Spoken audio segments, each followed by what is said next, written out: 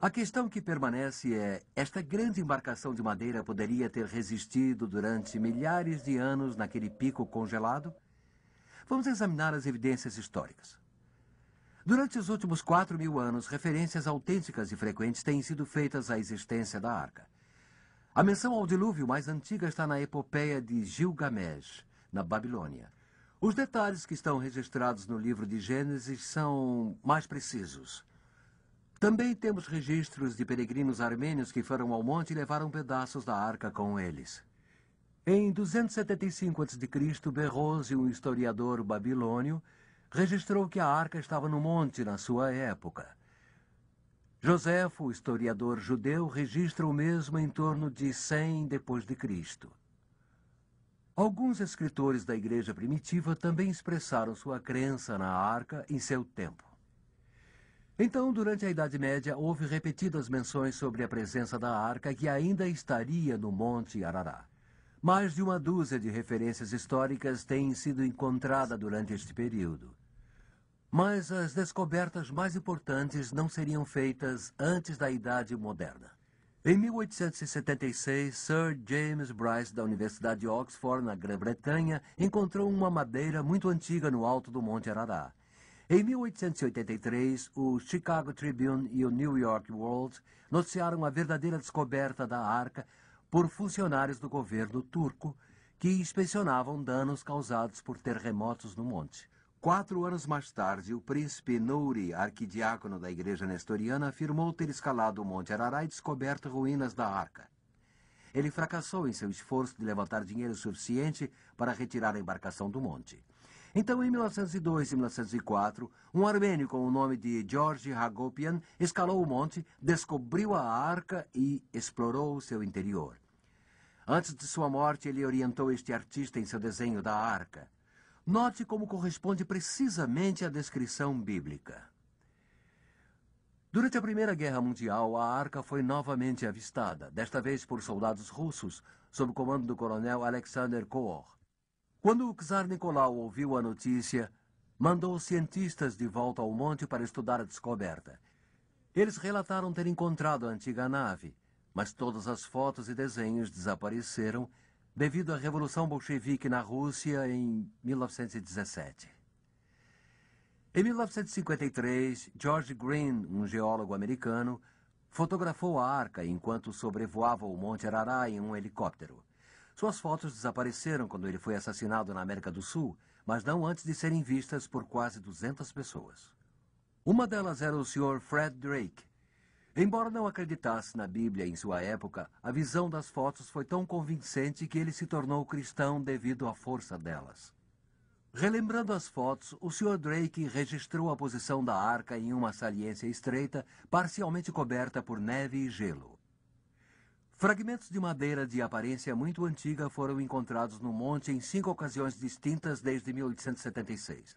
Uma das descobertas ocorreu em 1955, quando Fernand Navarre, um industrial francês e explorador amador, trouxe 3 grandes amostras para datação científica.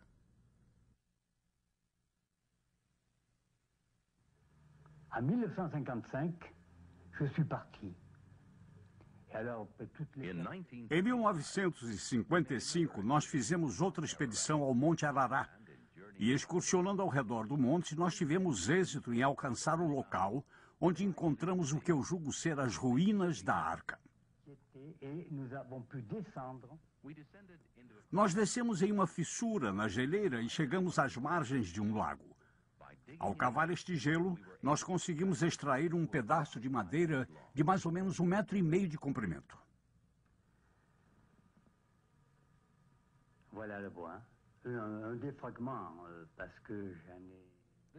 Este pedaço e um outro no manto são tudo que restou após a realização de todos os testes.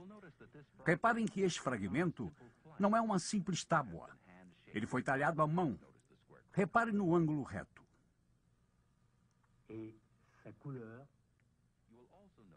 Você também irá notar o tom castanho escuro, o qual, segundo os cientistas, é devido à sua localização dentro da geleira. Qui m'ont fait faire des analyses dans des instituts forestiers, par exemple de Madrid, dans des Eu mostrei a madeira aos cientistas em Bordeaux e eles mandaram fazer uma análise na Universidade de Madrid. Eu também mandei fazer testes na Universidade de Paris, assim como 4 ou 5 outras certificações. Nós também obtivemos um teste com carbono 14, feito na Universidade de Colômbia, e todos eles concordam que a madeira tem mais ou menos 5.000 anos. Apesar de estarmos impressionados com o valor das 5 descobertas, é realmente discutível que a madeira pudesse ser reconhecida como parte da arca. Mesmo que ela fosse precisamente datada, poderia ser apenas uma parte de um celeiro que flutuou no dilúvio e depois acomodou-se no monte quando a água baixou.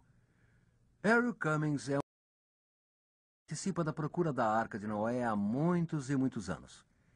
Aqui está a sua avaliação sobre as descobertas de madeira no Monte Ararat.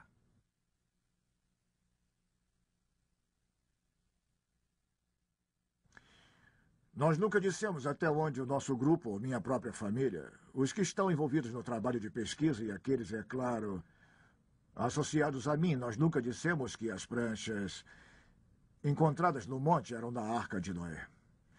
Nós apenas dissemos que as pranchas encontradas no monte pareciam ser madeira de lei e talhadas à mão.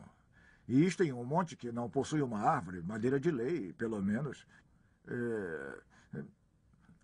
Não existe tal madeira de lei em um raio de 160 quilômetros do monte. Mas nós jamais dissemos que tal pedaço de madeira ou tábua pertença à Arca de Noé. E não até, pelo menos, descobrirmos a Arca de Noé e concluirmos que a madeira da arca é igual àquelas que temos encontrado. O fato é que, com o passar dos anos, especialmente nos últimos 125 anos, a nave foi avistada cerca de 21 vezes, de acordo com as afirmações daqueles exploradores e expedições que estiveram lá. Há tábuas encontradas no Irã que têm resistido a todos os tipos de tempo, quente e frio, úmido e seco, por 1000 anos mantendo-se em bom estado ao ar livre. Mas, é claro, nós acreditamos que a calota glacial de 32 quilômetros do Monte Ararat e os picos que se projetam dela e que são em número de 12, nós acreditamos que a nave será encontrada nesta área.